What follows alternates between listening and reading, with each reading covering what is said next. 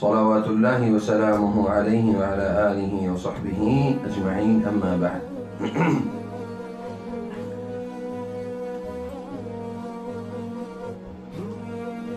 قال اللہ تبارک و تعالی: من یرد اللہ بہ خیرا یفقہہ فی الدین۔ اللہ تعالیٰ جس سے بھلائی کا ارادہ کر لے، اللہ تعالیٰ اس کو دین کی سمجھ دیتا۔ خاموش۔ اللہ جس سے بھلائی کا ارادہ کر لے، اللہ اس کو دین کی سمجھ دے دیتا۔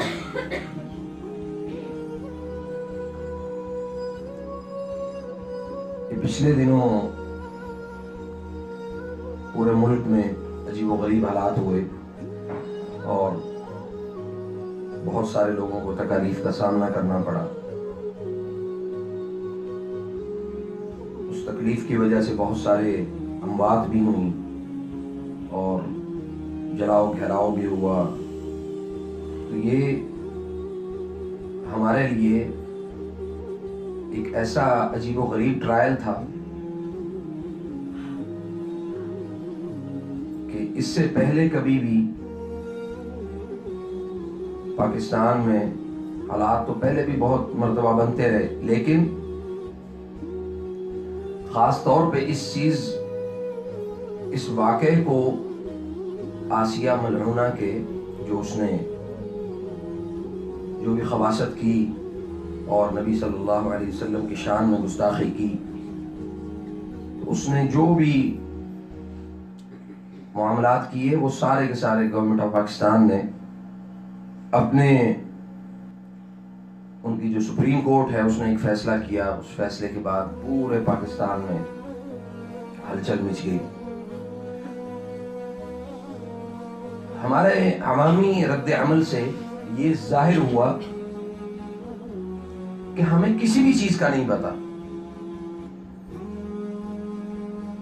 اور عوامی رد عمل یہ آیا کہ سڑکیں بلاک کر دی گئیں، لوگوں کی دکانیں توڑ دی گئیں، ٹرکوں کو، گاڑیوں کو مختلف جگہ پر مختلف لوگوں نے آگ لگا کر نقصان پہنچایا۔ تو نبی صلی اللہ علیہ وسلم نے فرمایا تھا کہ بہترین مسلمان وہ ہے جس کی زبان اور ہاتھ سے دوسرا مسلمان محفوظ ہے۔ جلانے والے بھی مسلمان ہیں، جلنے والے بھی مسلمان ہیں۔ گاڑیاں بھی مسلمانوں کی جلیں، جلانے والے نے بھی جو ہے نا وہ آ کے نعرہ تکبیر پڑا اور آگ لگا دی مسلمان کی گاڑی کو۔ تو ہمارے ہاں مس انڈرسٹینڈنگ اباؤٹ اسلام بہت کم ہے۔ ہم لوگ کوشش بھی نہیں کرتے، اور اسی طرح معاشرے میں موجود علاج کے حوالے سے، روحانی علاج کے حوالے سے انتہائی معذرت کے ساتھ کہ بہت سارے لوگوں کی املاک کو، لوگوں کی زندگیوں کو، لوگوں کے گھروں تک کو بیچ ڈالتے ہیں۔ ہمارے ایک دوست ہیں، انہوں نے بتایا کہ میں ایک جگہ پہ علاج کروا رہا تھا تو مجھے انہوں نے کہا کہ آپ کے گھر میں جادو کا اثر ہے تو اپنا گھر بیچ دو۔ انہوں نے کہا کہ ہم گھر بیچ نہیں سکتے، اس لیے کہ بیچنے کی کوشش کرتے ہیں تو بکتا نہیں۔ انہوں نے کہا آپ مجھے بیچ دو۔ وہ 44-45 لاکھ کا گھر تھا، اس بندے نے 12 لاکھ روپے میں اس سے خرید۔ یہ چیزیں اس طرح کی ہیں کہ ہمیں یقینی طور پہ جب تک اسلام کی صحیح معنوں میں سمجھ نہیں آئے گی، اسی طرح ہم اپنا بھی نقصان کرتے رہیں گے اور لوگوں کا بھی نقصان کرتے رہیں گے۔ تو اسلام کو، قرآن کریم کو بغیر کسی تعصب کے سمجھنا یہ ہمارے لیے بڑا ضروری ہے۔ تعصب یہ ہے کہ جی میرے باپ دادا مطلب فلاں تھے تو مجھے بھی فلاں ہی ہونا، کسی بھی مذہب، کسی بھی جماعت، کسی بھی مسلک سے ان کا تعلق تھا تو میں بھی اسی مسلک پر زندہ ہوں۔ تو نبی صلی اللہ علیہ وسلم نے صحیح فرمایا کہ جو اولاد ہے، یعنی ہر بچہ جو پیدا ہوتا ہے وہ فطرت اسلام پہ پیدا ہوتا ہے۔ یولد علی فطرت الاسلام، فطرت اسلام پہ ہر بچہ پیدا ہوتا ہے، تو آگے جو کنورٹنگ سسٹم ہے وہ ہمارا وہ یہ یہاں سے آتا ہے کہ جو والدین کو کرتے دیکھا وہی ہم نے کرنا ہے. دنیاوی تعلیم بے شمار ہے، بہت پڑھے پڑھے لکھے جو ہے نا وہ پی ایچ ڈی ڈاکٹرز ہیں اور ایم بی اے کیا ہوا ہے، بزنس میں بڑے ماہر ہیں، لیکن دنیا کے معاملات میں تو ہم بہت ماہر ہیں. جب دین کا جو ہم اصل ہماری غیرت اور حمیت کا معاملہ ہے، اس میں جب ہم کوئی بات کرتے ہیں تو ہمارے ساتھ ناانصافی کی جاتی ہے. تو اس ناانصافی سے بچنے کے لیے ہمیں کرنا کیا ہے کہ ہمیں خود سے قرآن کریم کو سیکھنا ہے، خود سے قرآن کریم کو پڑھنا ہے اور جتنے بھی معاملات ہیں ان کو سمجھنے کی کوشش کرنی.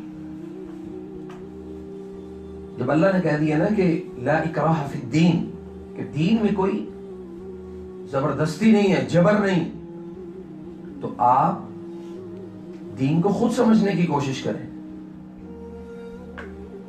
جب دین میں زبردستی نہیں ہے، اس کو سمجھنے میں کوئی قباحت نہیں ہے، اس میں آپ کے اوپر کوئی ڈنڈا رکھ کے تو آپ کو کچھ نہیں کوئی کام کروا سکتا ہے. جہاں سختی کا حکم اللہ کے نبی صلی اللہ علیہ وسلم نے دیا وہاں پہ کریں،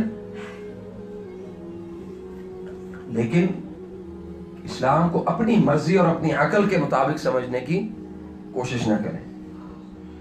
اسلام کو اس طرح سمجھے جس طرح نازل ہوا ہے. یہاں پہ ہماری جو عقل ہے اس کا اور وحی کا تضاد ہے کہ ہم بہت ساری چیزیں اپنی عقل سے سمجھنے کی کوشش کرتے ہیں، لیکن وہ چیزیں ہماری اوپر جو وحی نازل ہوئی ہے وہ ہماری عقل کے متضاد ہوتی ہیں. اسی چیز کو تو اتباع دین کہتے ہیں، اسی چیز کو تو اطاعت رسول صلی اللہ علیہ وسلم یا اطاعت اللہ کی اطاعت کہتے ہیں.